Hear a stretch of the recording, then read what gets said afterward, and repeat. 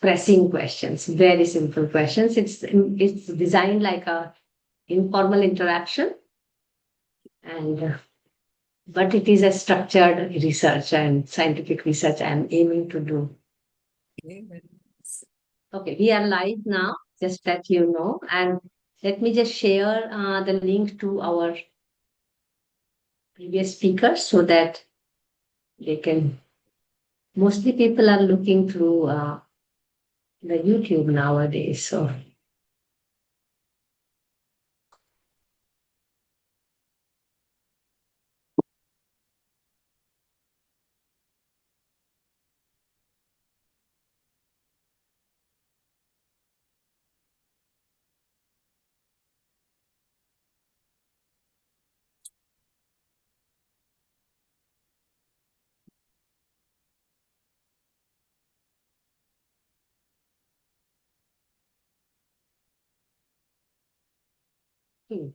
now I am all set from my side. So, whenever you say we go, we will go. Yeah. Yes, I'm fine. Yeah, I heard you speaking. I mean, I was seeing that you were speaking, and that's why I said, yeah. Okay, shall we go? I'm putting the record. So,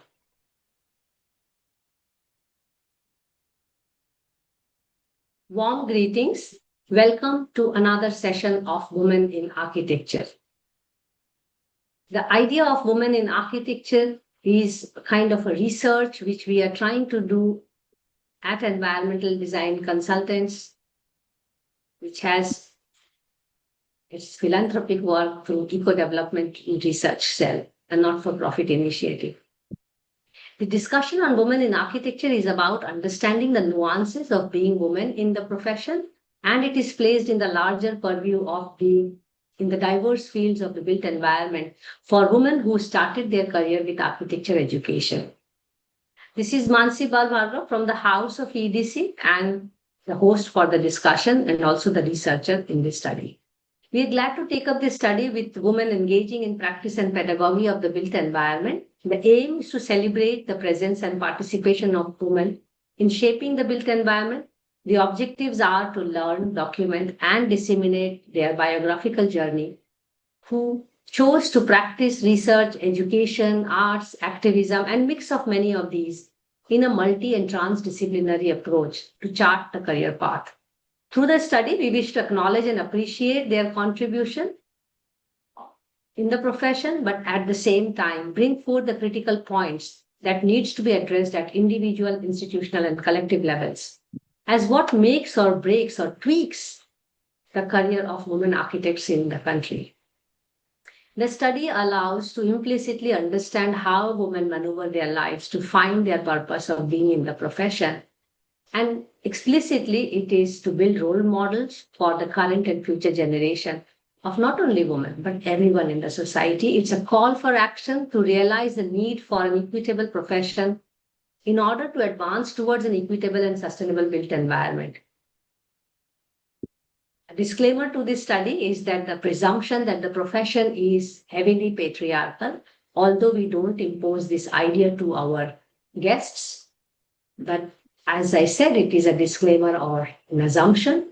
The methodology which we are using in this study is called autoethnography, which in simple words means their life journey and our pen. And it includes semi-structured, open-ended interaction following developing a video series, which is already there. Nearly 70 videos are there in public domain, open access. And eventually we wish to reach a number of 100 interviews and then develop a coffee table book. Today we have Snehal Nagarsheth as our speaker and guest. And I look forward to her journey of life. And thank you so much, Snehal, for taking your time and agreeing to do this conversation. You will be surprised to know I have 90% failure of reaching out to people and getting the agreement. And just to bring to your notice that the conversation is about, frankly sharing the worries and wisdom by the woman, for the woman, of the woman in the built environment. And I have just disciplined it in a manner that it looks like a master class. We are in season 4, hoping to close 100 by season 5, hopefully, because we also take time out to write and just put things together before we lose all the information. Before I invite you for a brief biography of yours so that we can set it aside and then talk about Snehal, the girl, the woman we would like to know more. Snehal Nagar Sheth is an architect and urban designer with engagement in academia for over 3 decades. Her academic journey began in 1994 at SEPT University at the School of Interior Design and School of Architecture, and she has been there. I think I have seen her ever since I have come to Ahmedabad, to be honest. But from 2019 and 2025, she was also actively involved. And then she also got into many schools of architecture, including recently she was with Anantya National University as Dean of School of Architecture. She has nurtured over the years a culture of experimentation, reflection, and creative exploration among students. Her research interests focus on relationship between people, memory, and domestic space. And I must also share that I have seen her for so many long years, and it is really a privilege. I hope I do justice to this conversation. We have not had an opportunity to know each other in person because you come to that class of my teachers. But having said, it's an equal playground for us today. How are you doing, Snehal? Are Thank we? you so much, Mansi. It is indeed a session that I have never really acknowledged the fact that I've been a woman in practice. So it's a little uh, quintessentially difficult at the same time interesting because I acknowledge that I'm a woman in practice. So it is interesting. So thank you so much for inviting me here. And I've generally avoided this label, but it's nice to be part of your inquiry. Thank you so much. And you put a disclaimer from your end also, which makes it quite interesting as a conversation. And this is what is research about, to learn different viewpoints. So I would like to now start the conversation by taking you back to yesteryears of your life, to your school time, high school time. What was the setting among in your family, in your friends and acquaintances, which probably brought you to architecture education? You are a SEPT bacha or alumna in that sense as well. What was So it? actually, it was coincidental. I was good at drawing, and as usual, we kind of think that since one knows how to draw, maybe one will know how to do architecture. Nobody in my family belonged to this particular field. In fact, everybody was into business. So I'm the first professional in some sense. And so I got into architecture primarily because I was not very good at other things. So, I mean, it was one of those things that I would either do architecture or I would be doing something in genetic engineering, which was my interest as well. So I kind of said, no, I will do architecture. And I had only applied at SEPT and nowhere else. And I was lucky to get in, I must say.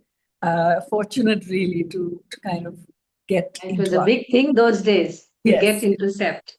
It's still. So it was really fantastic. In fact, in my batch, we were 9 girls, which was spectacular because in a batch of 30, we were 9. That is 1 in 3, which was in those days not common. Now, of course, with all my students, I see it's a ratio of 50-50. Sometimes it's 60-40 with girls to boys. So it was really fantastic to be in that school, which was, I came from an all-girls school to a place which had largely males. And only my 11th and 12th, I think I was with a co-education. So it was interesting in some sense, but it was also very nice. The place was such a family because it was so small. We were only 30 that we would get in. And all told, we were just about 150 on campus, which was spectacular. So you knew 10 batches up and 10 batches down. And Yes. was really spectacular. Mm. think it was a wonderful place in that sense, because you really learn from your peers, and it was in that sense a spectacular university. And it I didn't think treat us. Yes. and I think that's the experience most of the people will narrate about being a Septian. I mean, including me for that matter. You know, Yes. the very experience there. I will now come to a question where we'll already start having very different opinion from you, and I'm backing it with my research, literature and understanding. How was it in your college time or in your early career? Did you really feel, not that you were hit by it or negatively or positively, did you realize or feel that being woman in the profession is going to be very different, or it really did not struck you? Of course, now it's a very different discussion if you look back as a reflection and how you think about things today. But how was it? Did anyone make you realize about it, or did you feel through your early career stepping?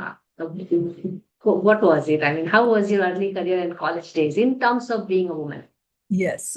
So in fact, it was very interesting because there were very few women, and you of course kind of looked at all your faculty, and most of them males. Mm. We only had one female teacher in our times, and that was Professor Meena Jain.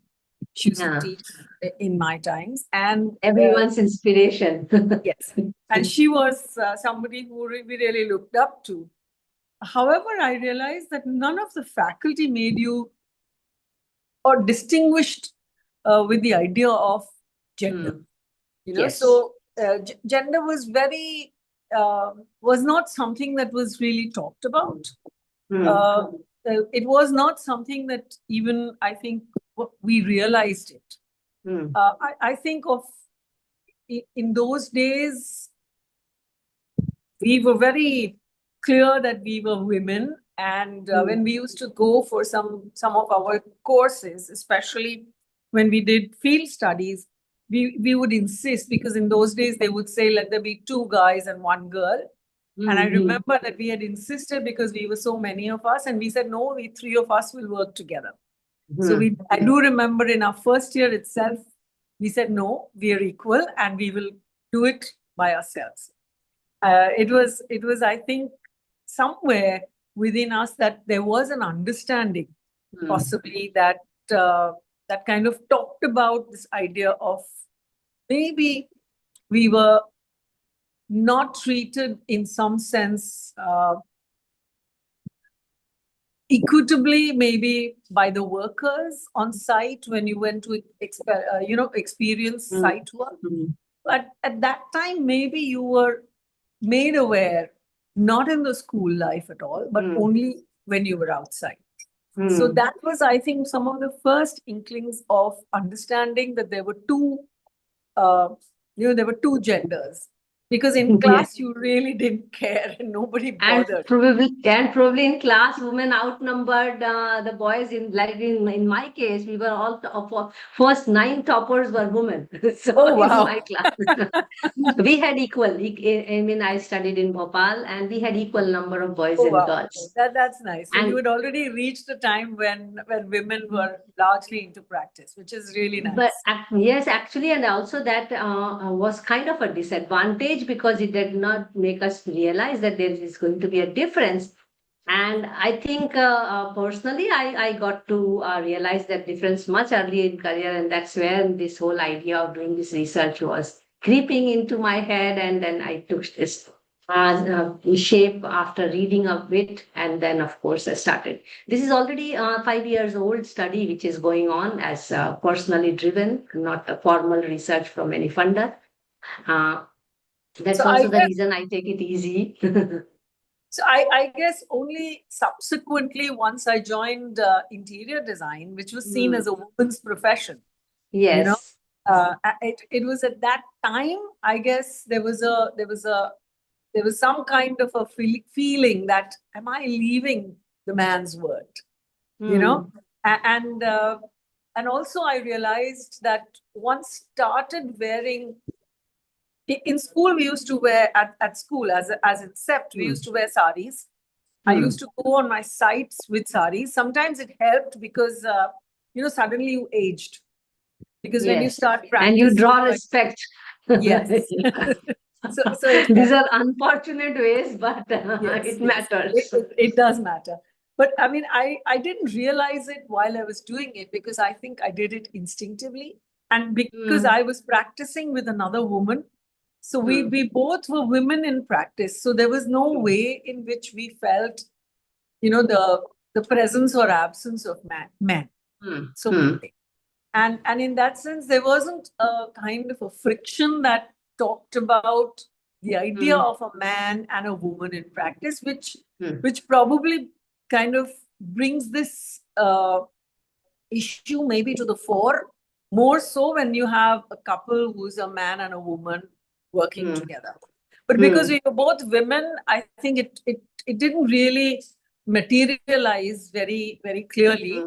Till the fact when I read an article, when I realized that one started wearing clothes which were, you wore trousers, you wore jeans, you started wearing no color, you started doing things, especially till you were about 40, when you don't want to present yourself as a woman, really, very female oriented.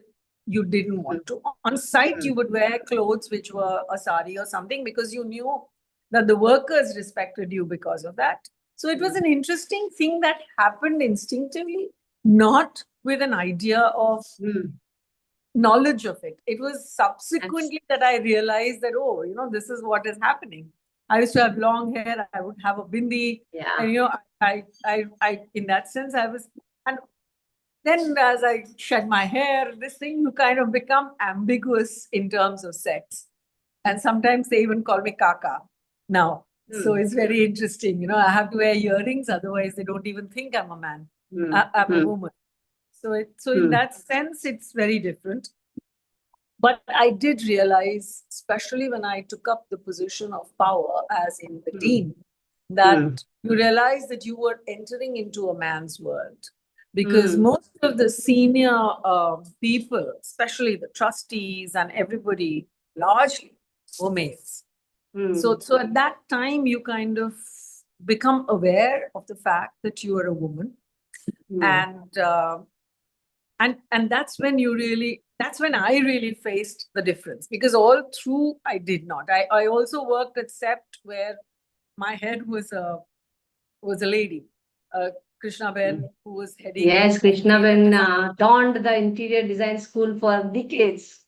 So she used to run it, and hence you didn't really come across this gender divide that occurs so spectacularly in maybe in couples who are architects and or people who practice a lot with other men. So that did not occur.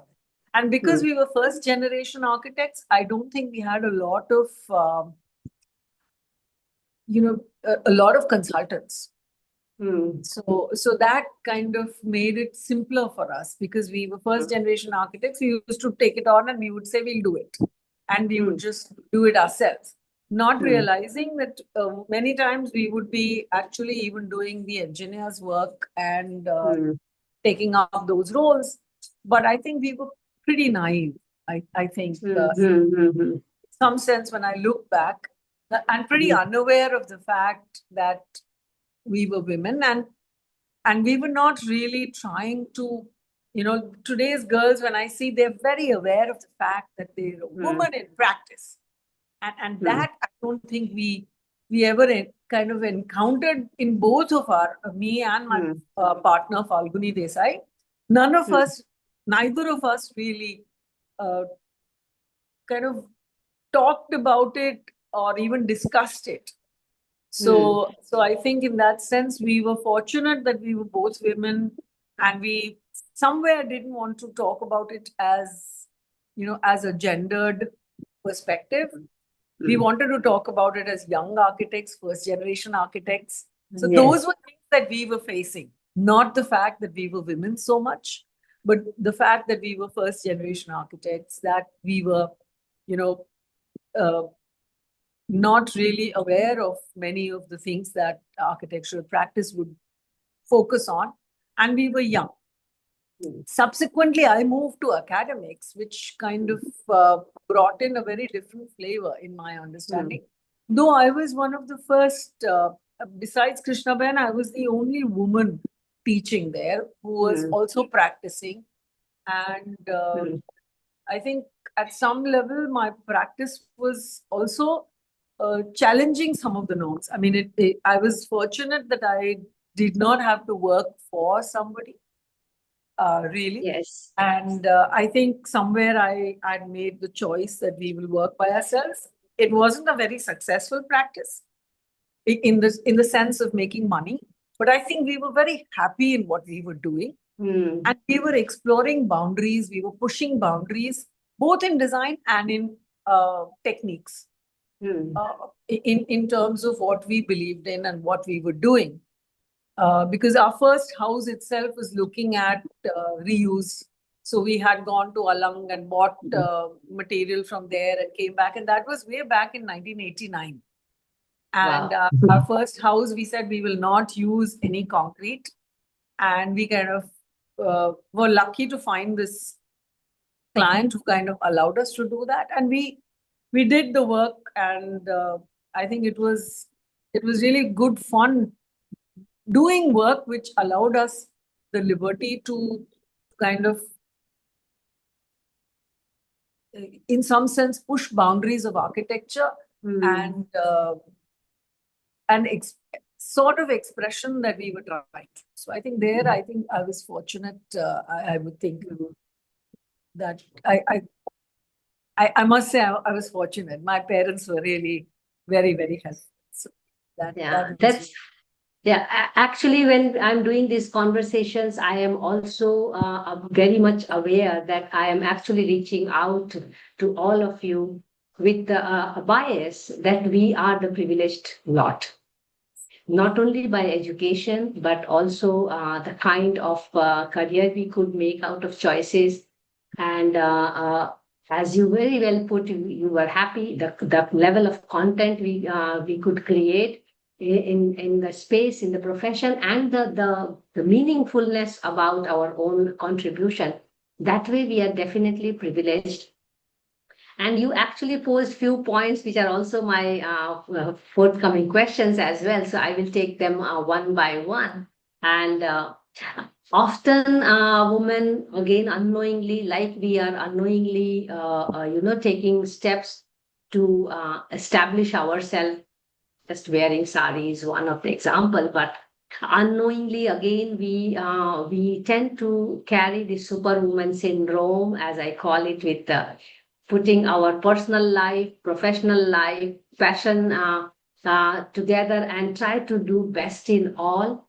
And again, we are among those fortunate people who either learned the art of bringing them together and enjoying it, or coming to some kind of understanding and accommodation, and I call it the mantra of life, to really sail through. What's Snehal's mantra of life? I think I'm a wanderer. I kind of get into things without really understanding. And I think I'm blessed that once I've stepped into it, I kind of wade my way through. So I have not really pursued, anything really with an idea of reaching somewhere. So somewhere I think in that sense I was fortunate that I started teaching when I realized that my practice couldn't support my family. So it wasn't enough. And I started hence, supplementing it with the idea of teaching. I was, in fact, a little unsure when I started teaching, and I was fortunate to teach with my teacher. And I think I told him, I said, if you feel that I'm not good, please let me know, because I don't want to be doing something just because I need to. So, so I was and I think the first semester taught me a lot. First semester of teaching that I did made me realize the kind of difference that you have in practice and teaching, which was really very interesting because in practice, I'm the boss. And, Yes. I'm also somebody who is being questioned by my clients and workers and others. In teaching, I was a super boss, in some sense, because the students were completely at a mercy of the teacher in some sense. So I didn't realize it for quite many years, but then once you do practice and this both together is when you realize, Yeah, you can see. That there is this kind of a situation. So I always used to tell my students, because I think I was very fortunate to have students who would tell me, that's Nehal, I think you're crossing the line. And so I think in that sense, it was really nice. And many of them became great friends. And I think because I had a small practice, but I used to work from home. So they would come home and they were great. It was really very, very nice to have young people question you, talk with you. And I think those were things that I really, really enjoyed. Then when you mature as a teacher, you kind of formulate methods of teaching, Yes. which is in some sense unfortunate because then you explore less. But I think you're also clearer about what you want out of teaching and how you influence. I think one influenced the students unknowingly by the fact that one would not bend in practice. So, if you didn't agree with something, I would say, sorry, I don't think I can work with you. So I would refuse the client saying, no, I don't think I will. And that also probably pressured my students because they realized that I would not bend. And I think somewhere, I think this idea of wanderer allows you to be that because you're not really aware of consequences. You kind of get onto something and you kind of discover.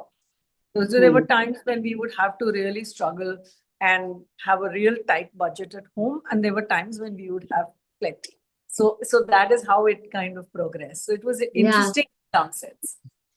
That's how practice is in architecture, I mean, you have to plan things very differently. That brings me to a question on, how we have been sailing in life in the sense, the way we look at architecture practice. I mean, especially you have been a practitioner. The more I am reading about the subject, and I wish to write also. We are now developing a book on this topic altogether, edited volume book, where I will have a short chapter, but as an editor. And the more I am seeing it, I realize that somewhere we have to think beyond our own profession and look at the mass or society at large, how women have fared in the profession. And then when we grew up, we had these inspirations, these role models who are all men, again, unconsciously not realizing the gender issue.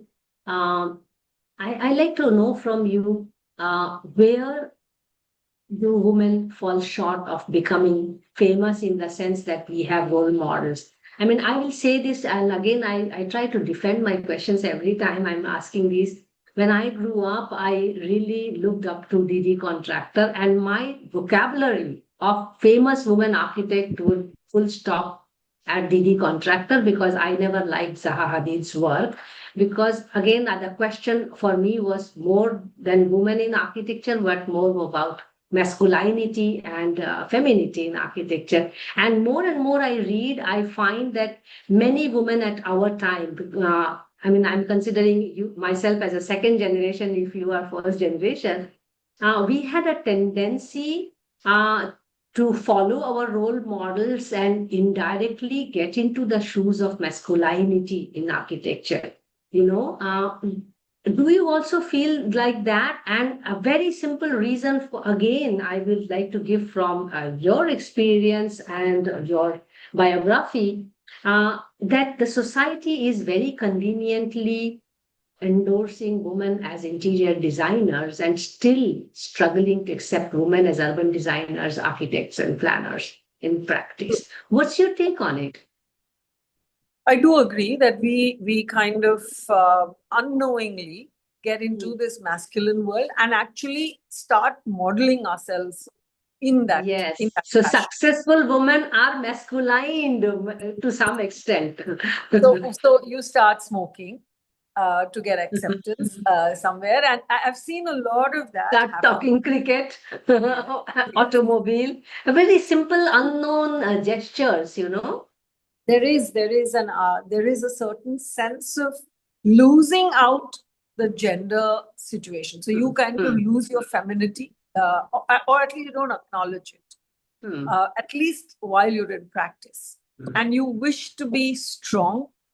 So the idea of a certain strength that you wish to have is of course emerges from the practitioners that you studied, and we only studied males because there were no women that in, at least in my time, like you do have now the idea of uh, I'm sorry, there is some sound. Is it bothering you? No, not for the recording sake. No, no problem. So there was this idea of currently you suddenly have this awareness that there were no women, not even in the art. So not just architecture, but even in art. Yeah, many field. So you have I'm doing similar work on women in water. Same story. scientists. So you realize that you were modeling your life largely, which was driven by men. And I don't think in India at that time we were very aware of this notion of the difference. Or at least even if it was there, you kind of suppress it. That I think was certainly something that you were unknowingly doing. You were not really aware of it. And I don't think because we were two women practicing, it wasn't even in aware, part of our practice. Many times, I guess it would be part of a practice if there was a man and a woman there. But I think because we were both women, it is not so evident. But I did realize that we didn't get good big jobs. So we ended up looking at smaller jobs. The trust factor was a little less. Also, probably we didn't build it in some sense, because we were not so aware. We were also very young, so first generation, so we were also not necessarily very professional. I feel today, especially when I look at the younger practices and see the kind of professionalism with which they work. I think architecture, when I graduated, was barefoot architecture. People didn't make any money. Forget about females; males also didn't make any money.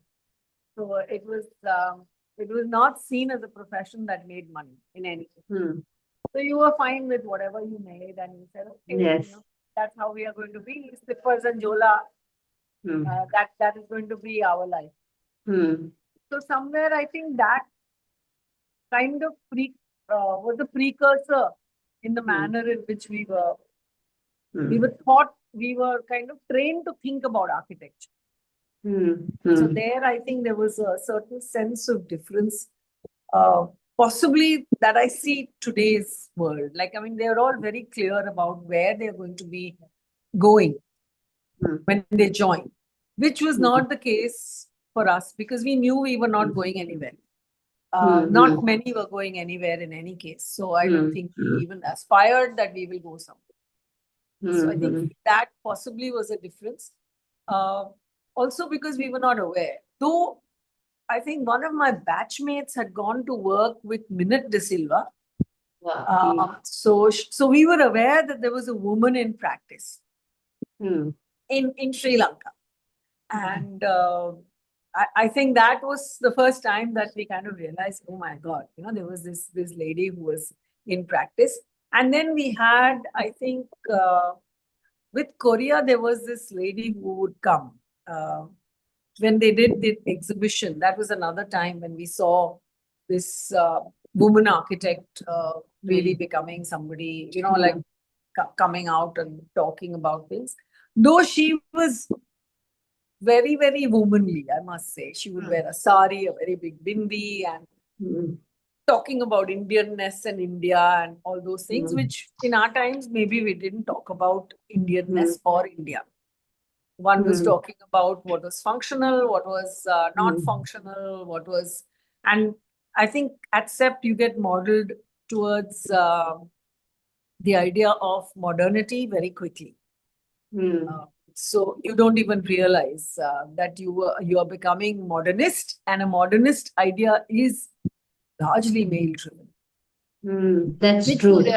Which you realize much later in life, that the idea of leaving out all the ornamentation, everything that was so-called the flourishes out of the practice, was to actually also talk about, in some sense, a very man's way of looking at the world, Absolutely. where any embellishment was seen as extra. And those were things that I think some passing comment of those kinds would be registered. Absolutely. Yeah. What do you think if now gender is taught in architecture? Now it is part of the curriculum. And I recall 5 years ago, I was interviewed by a student as a final year project. And after she interviewed and published and everything, actually she was denied to do her undergraduate thesis on women in architecture because it is not an architecture subject. So we have a very defined subject where you have to build. So it's building oriented. But do you think there would be difference in the way we deal with architecture if women, not as a woman professional, but architecture for women is going to be different if it was taught in our time? I see the whole effort in this research is to change the idea today that we have to have architecture for women and children. And I'm saying to do that, the first step is to have women for architecture, So that's important, Maybe it's not a direct formula that if you have more women, the issue is addressed. But do you think that having this subject in architecture education will also change the way design will be looked at? It will also change the way gender and generation both will be looked at. I don't know, for instance, something like that will change. I think we have become more open in the manner in which we are looking at architecture today. So I do feel that even men are looking at it differently, not just women. So I think somewhere I do sense that there is a shift from this monocultural situation that we were in, which was modernist architects. I think there has been a shift. Masculine also. Yes. So modernist being masculine, I don't think the idea of modernism also comes from a very purist position. So I think somewhere it's a little difficult to say that it is only masculine, because it's also certain degree of purity that becomes part of it, I feel. And but at the same time, I'm seeing that a lot of people are opening up to many layers of architecture today. And I think it has become a profession that has registered that difference. Men also are becoming, they're changing. They're no longer. So I think their role models are also shifting. So somewhere I feel that that notion has changed for sure. in Absolutely. I don't know whether teaching women in architecture is going to help, because most of the women architects who I today look at, to a large degree, possibly were also trying to fit in the man's world, emulating a man's practice, emulating a certain strength in their practice and work. Because And I, there's a different benchmark to so I wonder successful. whether whether women in architecture is going to make that much of a difference. Possibly, I think I personally feel that yes, today in the teaching world, you do have a lot of women to look up to. You have a lot of great works coming out by women. Of course, they are, as I say, far and few. But I do realize that there is a lot of work that is being done by women. I'm waiting for the next generation. Probably, practically, if you go and see a PhD class, most of them are women. So they're going to be a lot more women out there in the field. So I think the next 20 years will be very interesting, because suddenly the shift will be palpable. Absolutely. And actually, statistically in the country, we have more women now educated than men also in terms of higher education. And it is also getting reflected in architecture education as well. You go to many schools where there are more women. Still, the thing is out there in the society, the number gets very, meager. And I figured out in my study of the subject over, 10 years now. Of course, the interview is much later addition to it, because I did a good literature review and thinking about how to do this task. We also find that, many women have diversified in the field. And I'm using it in a way that they have also redefined architecture. The way architecture education, even till date, is so limited to construction industry and building. I mean, I am also struggling for last 20 years to bring water into architecture education, which is still not there.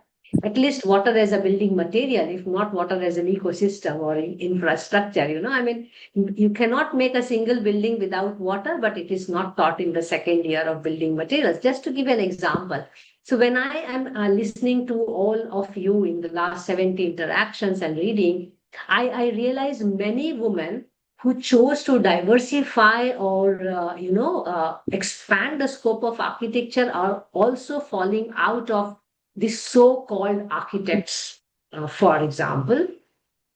And importantly, a large section of women choose to be in academics.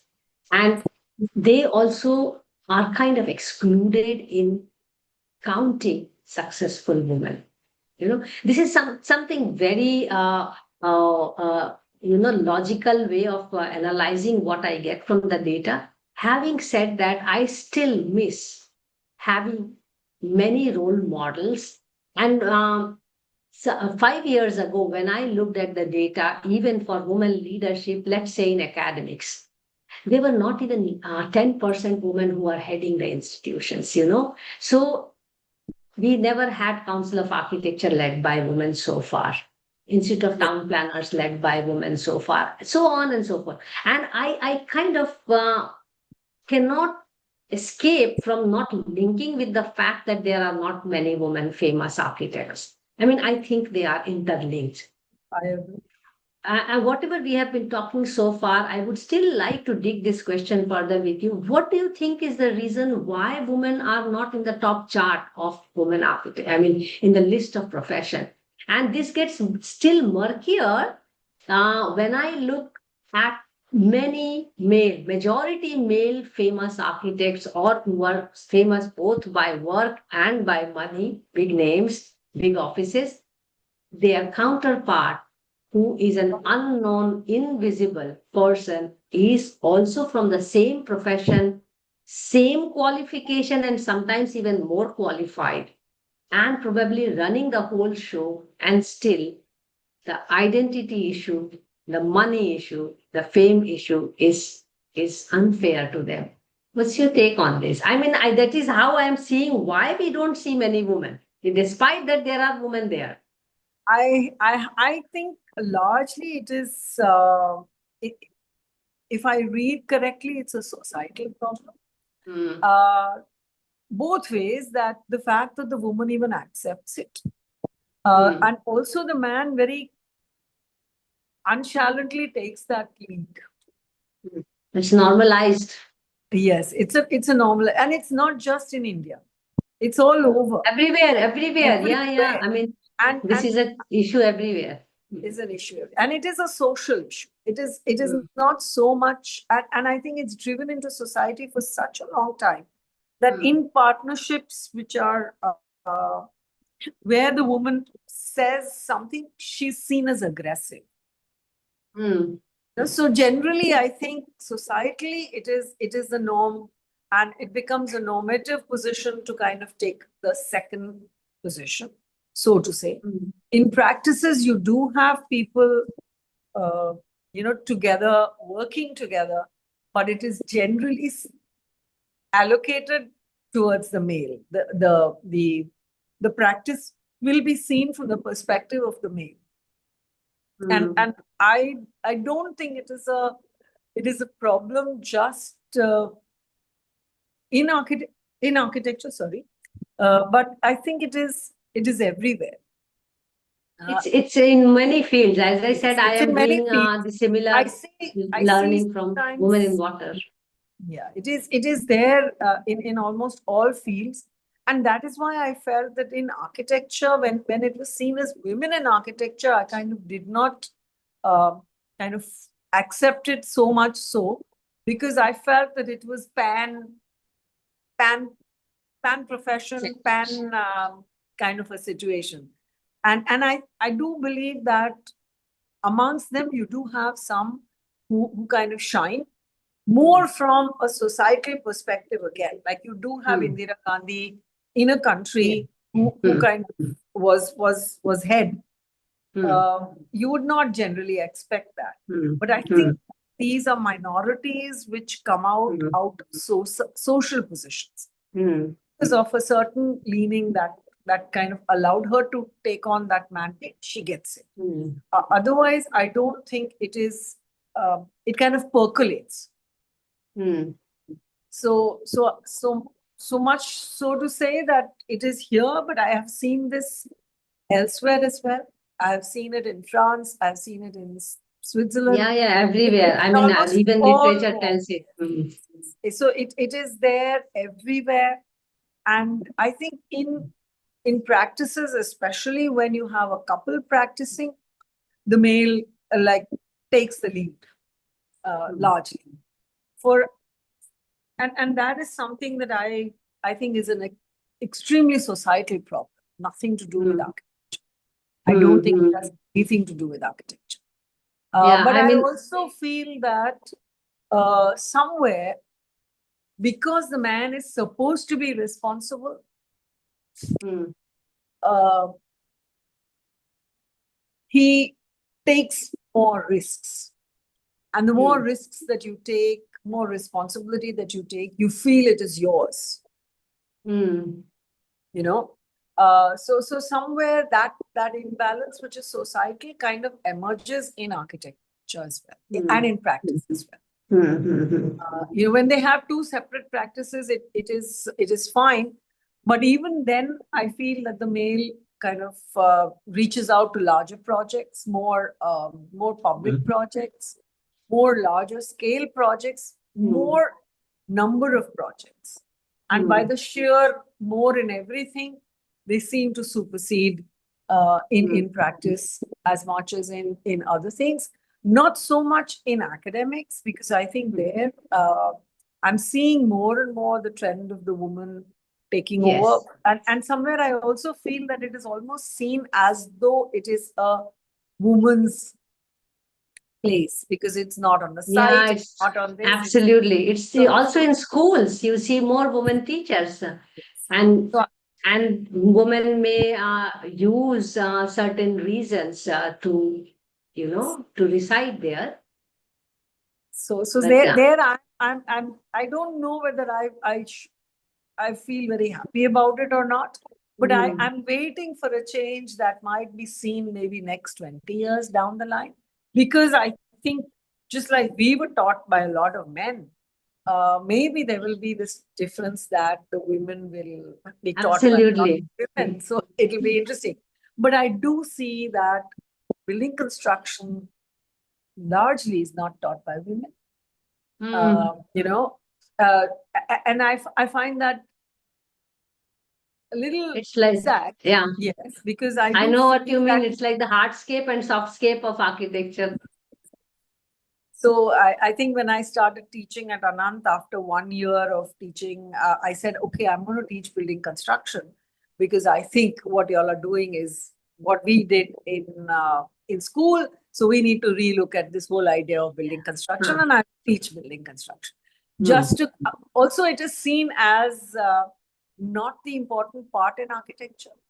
The concept is seen as much bigger, larger.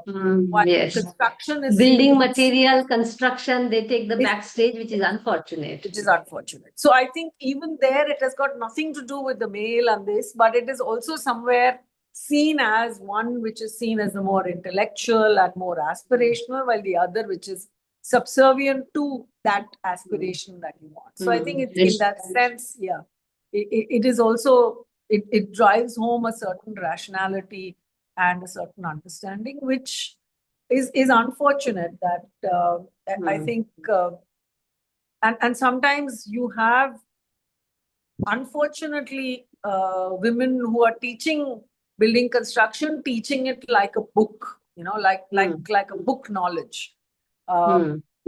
So I do feel that that also is not a very nice thing, because then they are only teaching it like a knowledge given out from the book, but not from practice, because they have not done any practice. So somewhere that degree of understanding of how I've put a building together doesn't drive me to teach construction, but what I have read drives me to teach construction, because I don't have the flair to teach the conceptual position. So I teach this, but I don't think that is how it should be taught, because I do believe that at least some teachers should put together one building before they start teaching.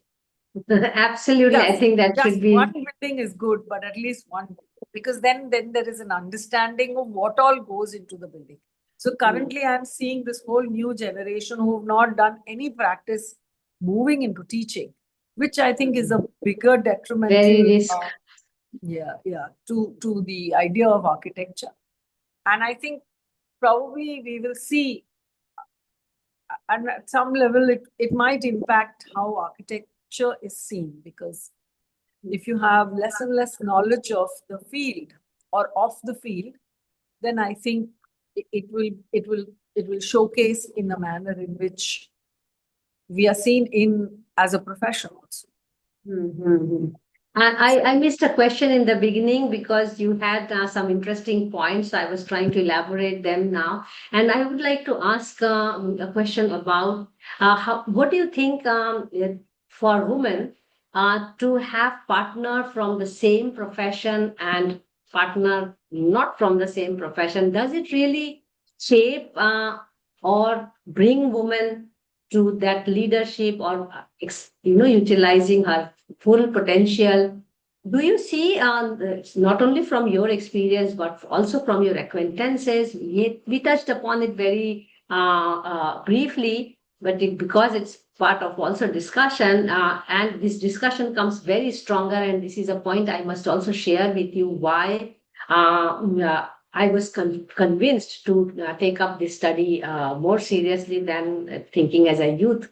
When I started my career, of course, I started with Doshi, and then I was always thinking, I wish I was Doshi's daughter, as and I then as any aspirational person, I could do this, I could do that, and we can make this kind of architecture, that kind. And of course, we all are, so much inspired from Doshi that we have no choice. Then we get into Stockholm syndrome in in his aura. But then more and more I was reading and learning about the subject matter and not the architecture per se, because this research is not about architecture, it's about gender, and which is the human aspect of architecture. And when I started knowing about who Radhika Doshi Katpalia is, further learning about Nandita Korea Mehrotra, then of course having worked with Meena Ben, knowing Parul Javeri, knowing Madhvi Desai as our teacher, Meena and Madhvi were both teachers and colleagues also at some point in time, I could start seeing the difference, to have a spouse or have even a generation before that can impact in your being, in whatever sense that may be. What is your experience of people around? If you have a partner from same profession or different profession, can you throw some light? What is your take on it? I mean, I know you have a partner from the same profession, but maybe No, it's I good don't to have a register. partner from the same profession. So I mean, so I'm not distinguishing between professional partner and life partner, but it can be yes. both or it can be So separate as well. I do realize that I sometimes wonder, whether Mm. like it is seemingly seen that uh, the women have taken a backstage. It seemingly seems like that, right? But numbers also tell this, Nehal. I mean, that's why even Yes, but I'm I'm wondering whether they would discussing. have, yeah, I'm wondering whether they would have taken up architecture as architects if they were by themselves. I wonder. Mm-hmm. So And it's that also is, everyone's individual choice. But as a yes, researcher, I'm looking from an overview and aggregate. I agree that for you it is important to understand that. But I mean, I really don't know Mm. whether they would because there are multiple roles in an office that somebody might Yes. take up, and I Mm. I think somewhere uh, either it kind of has fallen in their lap or it has been their choice. Yes, of course. To take a backstage Mm. or take up a role which is more management oriented. Mm. I really wonder whether Mm.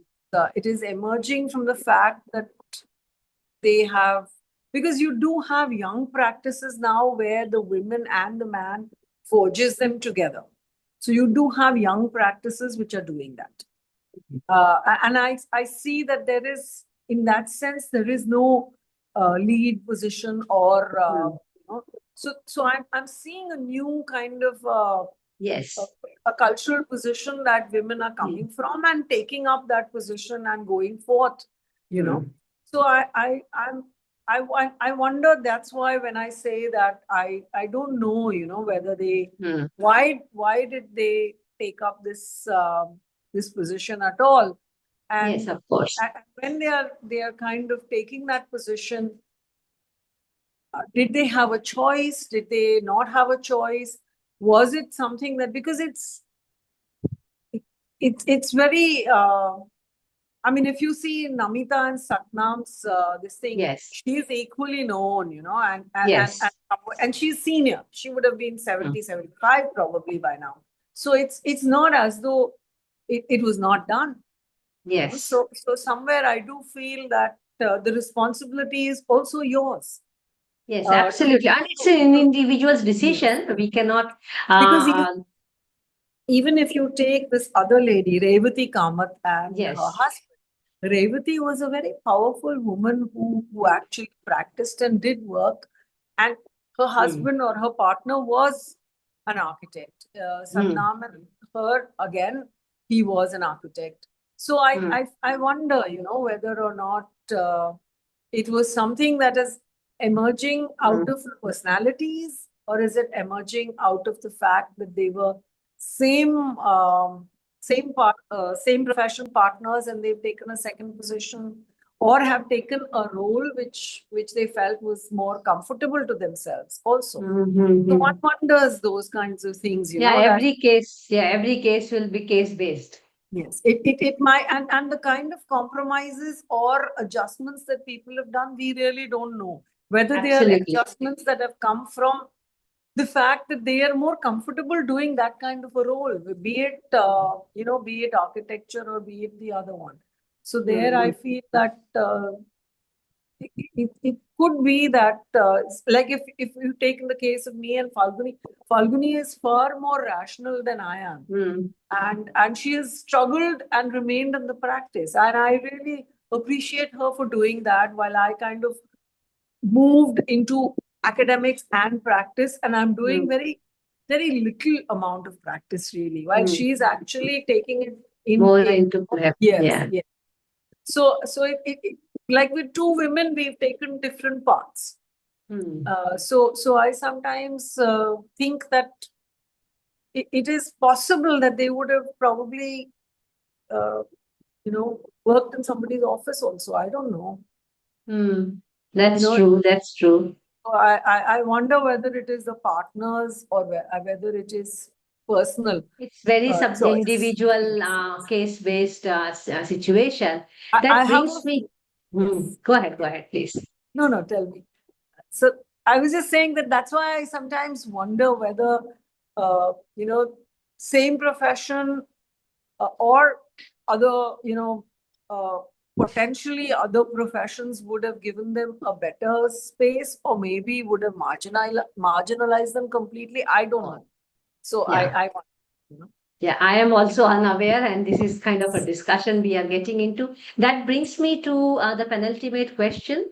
And you have to imagine a scenario, maybe in the past or in future. It is just a scenario, not that I wish to that the society achieves that scenario, but it is more to understand how architecture would look. Imagine a country which has all famous architects, all big projects are done by women. And I'd love to be there. And I'd love to do in a that project. space, how do you think our cities and communities will look then? It's the only architecture question I have actually. I mean, because it's kind of an implicit, urge that would society look different? Would the cities look different? Buildings look different? If not, and then of course it's a finding itself. Yes, possibly yes, I would say. There would be a certain degree of difference, but I have never really seen my practice from a woman's perspective. I mean, honestly. That's fair enough. Yeah. Yes. So I'm wondering, because when I do work, I realize that I don't necessarily make it user friendly. So this whole perspective that because it's a woman, it's going to be user friendly has not been something that has been my prime way of working.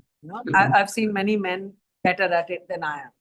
So I do things which sometimes I feel, oh, it looks so nice, let me just do it. So I do come from that position, and I do feel that societies adjust to and mankind adjusts to what is offered. Because otherwise we would not be there as Eskimos and in Saharas. When we look at our race, we are seeing them all over, and we've adjusted all over. So I do feel that I wonder whether it would it be any different is the kind of question that sometimes I wonder. That and what would be that nature of difference? Yes, I'm keen to know that. Yes, but I respect your response. I really wonder whether there would be, because I have not seen a very womanly, I don't know where is that difference, honestly. So somewhere I feel that Would we have been more caring? Was I more caring to my daughter than maybe my husband would have been? I don't know really. Because I took both roles. I took the role of being a man and a woman because I single-handedly brought up my child. So I sometimes wonder, whether Mm, uh, was I, would I, and where is that difference? mm. Really. So somewhere I really would not be able to answer that question because No I really problem, no wonder problem. many times. I sometimes wonder many times that is there a difference? Would I have responded differently if I was man? Uh, Maybe yes, maybe not. I don't know really. The experiences Mm, that one have. Uh, and we were fortunate that we did whatever we wanted. Maybe we didn't aspire a lot. I don't know. mm, You know, mm. coming from a generation where we did this, I was very happy doing this itself. Like I Yeah. think, oh great, I got to practice, I got to teach, I enjoyed, I kind of formulated a school's pedagogy, and at the end of my career, I could do that much.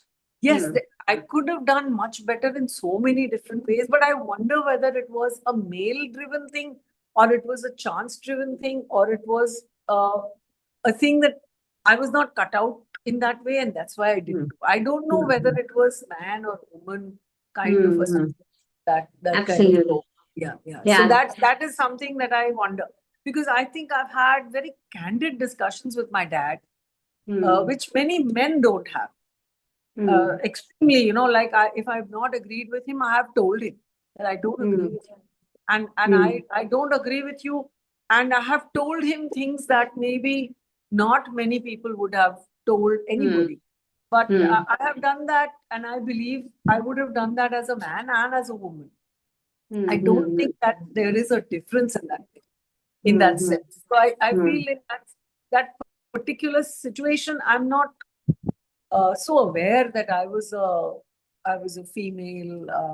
mm, mm, When I did feel that, I even told my dad that I think you treated me like a woman, which is not nice. mm. So that's a good way to Yeah. even come to the last question here. To be honest, about what do you think the younger generation should look at both the architecture and the gender perspective. And this question is more as an advice to the younger generation, not as a reflection what is going on, but what will be Snehal's advice about being in architecture and about being gender sensitive.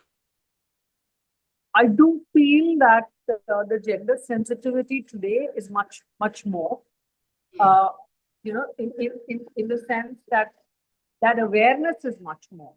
So I do Mm, feel that uh, that I would suggest that they kind of assert themselves as women, and possibly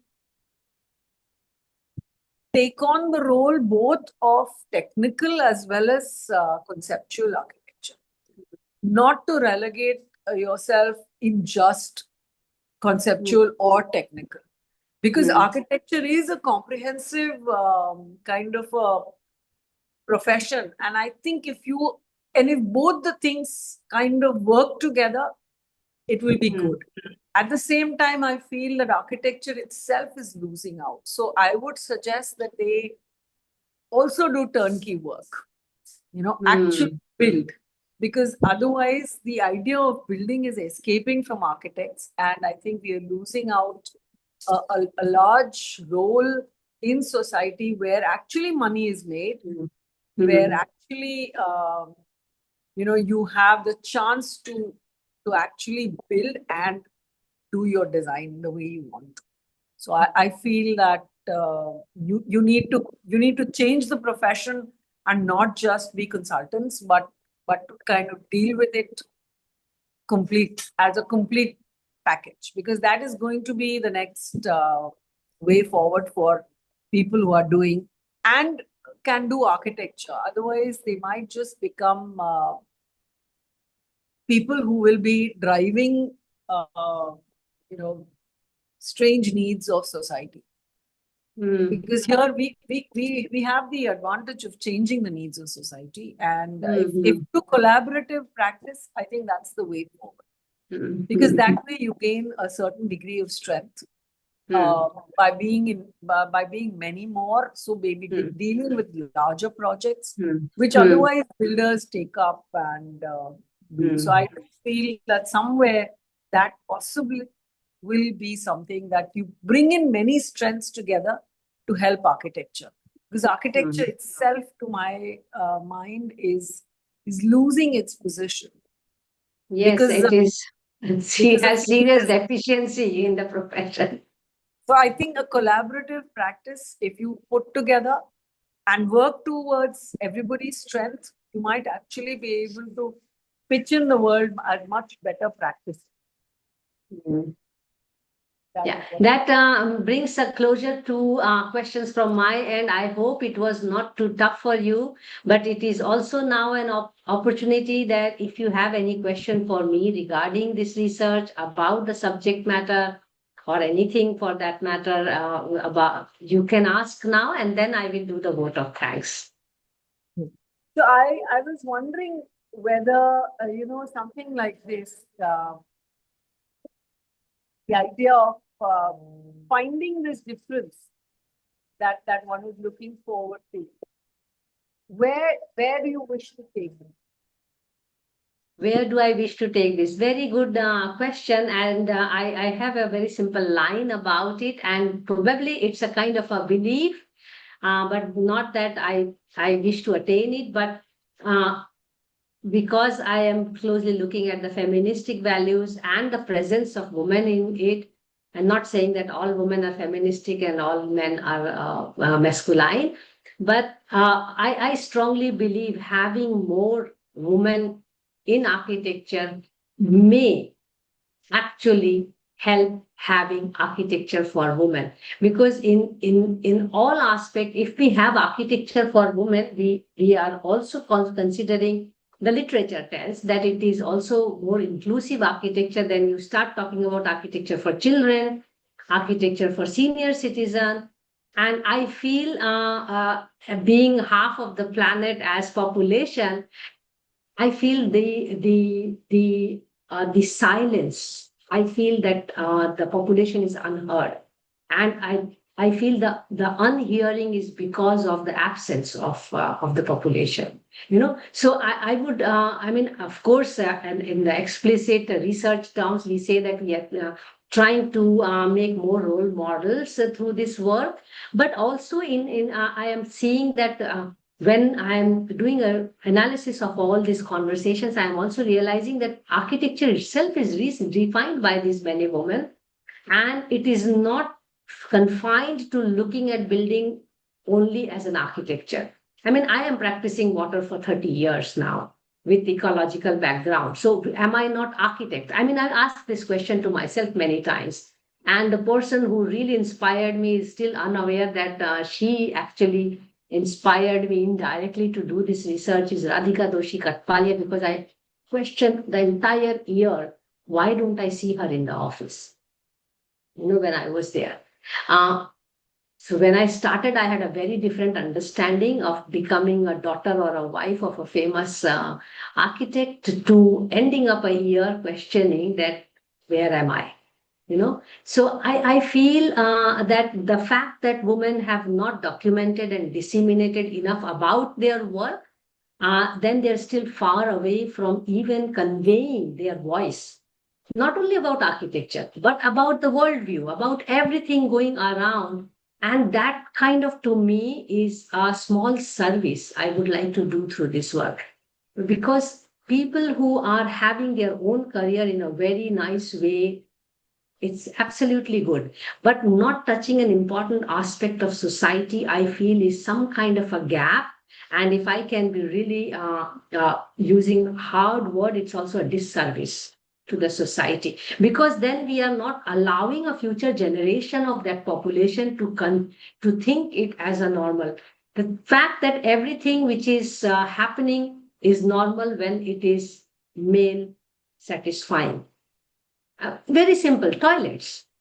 toilets, kitchen. We still design kitchen with the male anthropometrics, despite the fact that the society is patriarchal and women will end up in the kitchen. I mean, so these are certain things I want to raise in the society and in the community. And to be honest, in future, I mean, I would like to live a day when we don't have to talk about women in architecture. We don't have to talk about gender, which you have already attained in your life. And unfortunately, I am unable to escape that stage in my life, because at the end of it, architecture profession is genderless or gender neutral, as you may put it. And I do wish to hope that there will be a day when we don't have to talk about it. And we are already seeing a transition. And I feel this research is a small step towards attaining that goal, if not everything and anything out of it.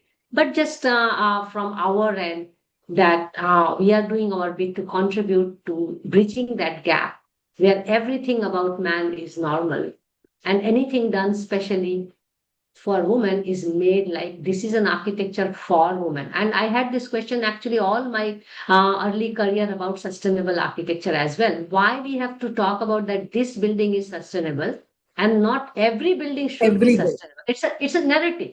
And even it was done like a narrative in the college, that this studio is about sustainable architecture. Likewise, I feel that if we were We taught didn't have about that. women, In our time, no, sustainability we was did not not have it. discussed. Now Every environment is building, part of yeah, it, every building sustainability is had part to of be. it. And So so I that think, is where as an educator so like I'm you, I wondering, also feel that if we so were taught about women and children, probably the architecture will be also thinking about them as users, because right now our normalized user is a man. And this is that where I I agree. feel, and that That is I where I agree. feel But that I'm having just more women, wondering, at least I will think about me in the building. Go ahead. see, I'm actually wondering that when we kind of put across this whole idea that Hmm.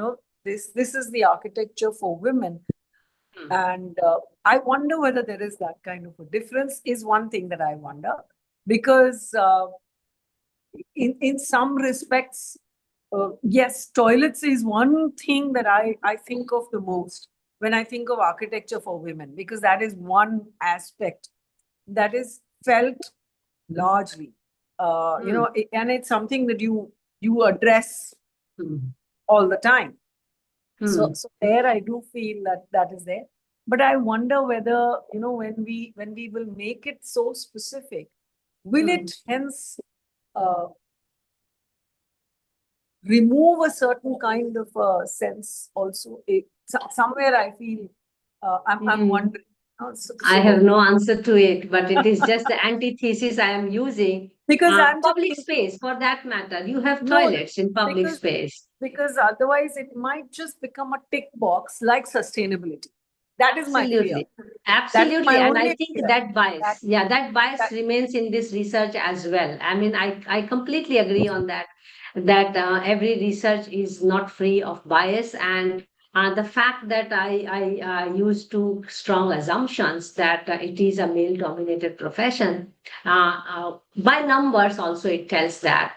And also that having more women will make women for architecture, or do we really need women for architecture? Sorry, architecture for women itself is a question.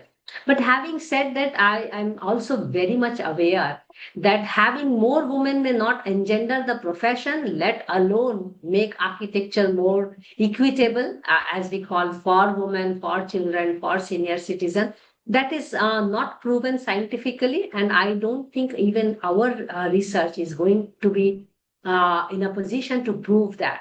It is just like one stepping stone towards raising more questions to these kind of situations. And the questions are more, I feel, deeper about the feministic values or masculinity in architecture.